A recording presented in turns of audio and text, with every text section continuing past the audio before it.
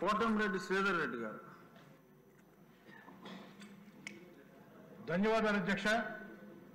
సూటిగా స్పష్టంగా 2 నిమిషాల్లో చెప్తాను అధ్యక్ష. నేను మాట్లాడబోయే అంశం సభానాయకుడు గౌరవ ముఖ్యమంత్రి చంద్రబాబు నాయుడు గారికి వ్యతిరేకంగా గత వైఎస్ఆర్ కాంగ్రెస్ పార్టీ ప్రభుత్వంలో జరిగినటువంటి ఒక మహాకుట్ర. ఈ కుట్ర నేను మాట్లాడలేదు అధ్యక్ష. గత రాత్రి ఏబిఎన్ బిగ్ డిబేట్ లో వెంకటకృష్ణతో స్వయంగా సీనియర్ ఐఏఎస్ అధికారి, విశ్రాంత ఐఏఎస్ అధికారి పివి రమేష్ గారు చాలా స్పష్టంగా చెప్పారు అధ్యక్ష. గత రాత్రి ఏబిఎన్ బిగ్ డిబేట్ లో వచ్చే అంశాలని ఈ రోజు ఆంధ్రజ్యోతిలో ప్రముఖంగా వచ్చాయి అధ్యక్ష.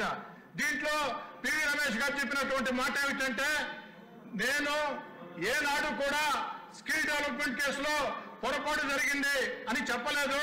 స్కిల్ డెవలప్మెంట్ కేసులో ఆ యొక్క చంద్రబాబు నాయుడు గారిని జైల్లో పెట్టేదానికి ఆనాటి ముఖ్యమంత్రి జగన్మోహన్ రెడ్డి గారు ఫైళ్లు మాయం చేశారు.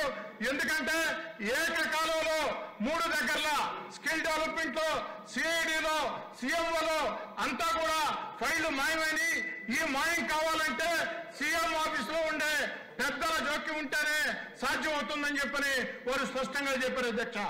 మరి ఈ రోజు చంద్రబాబు నాయుడు గారి మీద జరిగినటువంటి కుట్ర ఒక వ్యక్తి మీద జరిగిన కుట్ర కాదు అధ్యక్ష.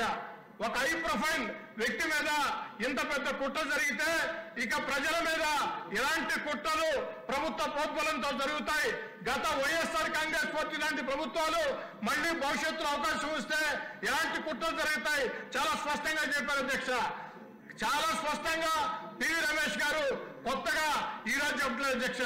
గతంలో చంద్రబాబు నాయుడు గారిని అరెస్ట్ చేసినప్పుడు పివి రమేష్ గారు, అయ్యా వైఎస్ఆర్ కాంగ్రెస్ పార్టీలో అధికారులు additional advocate general PV Ramesh గారి వాంగ్మూలం ఆధారంగా చంద్రబాబు గారి మీద కేసు రిజిస్టర్ చేశామని చెప్తున్నారు. ఇది అవాస్తవం. స్కిల్ డెవలప్మెంట్ లో ఎలాంటి పొరపాట్లు జరగలేదు. కొన్ని లక్షల మందికి మేళ్లు జరిగాయి. నా యొక్క స్టేట్మెంట్ ని ఫ్యాబ్రికేట్ చేస్తున్నారని అదే మాట రాత్రి కూడా చెప్పారు అధ్యక్ష. ఒక సీనియర్ విశ్రాంత అధికారి కేసుని, వాంగ్మూలాన్ని ఫ్యాబ్రికేట్ చేశారంటే, తప్పుదారి పట్టించారంటే ఇది ఒక మహాకుట్ర అధ్యక్ష. దీని మీద ప్రభుత్వం స్పందించాలా మిమ్మల్ని కూడా అడుగుతున్నాను అధ్యక్ష నేను. ఎందుకంటే సభానాయకుడు ముఖ్యమంత్రి గారి మీద గౌరవ మర్యాదలకు సంబంధించి 53 రోజులు జైల్లో దుర్మార్గంగా పెట్టిన కుట్రకు సంబంధించి స్వయంగా విశ్రాంత ఐఏఎస్ అధికారి డీజీపీ గారికి లేఖ రాశారు.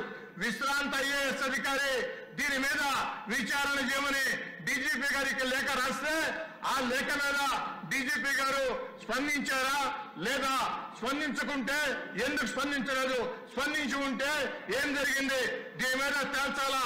దయచేసి మిమ్మల్ని కోరేది, ఈ రోజు 0 అవర్ ని రద్దు చేయండి. 0 అవర్ ని రద్దు చేసి సభలో ఉన్నటువంటి సభ్యుల అందరి అభిప్రాయాలు తెలుసుకోండి. ఇది చాలా ముఖ్యమైన అంశం. ఒక విశ్రాంత ఐఏఎస్ అధికారి స్వయంగా మీడియా ముందుకు వచ్చి చెప్తున్న మాట వారు కొత్తగా ఇప్పుడు చెప్పే మాటలు కాదు, ఆనాడే చెప్పి ఉన్నారు.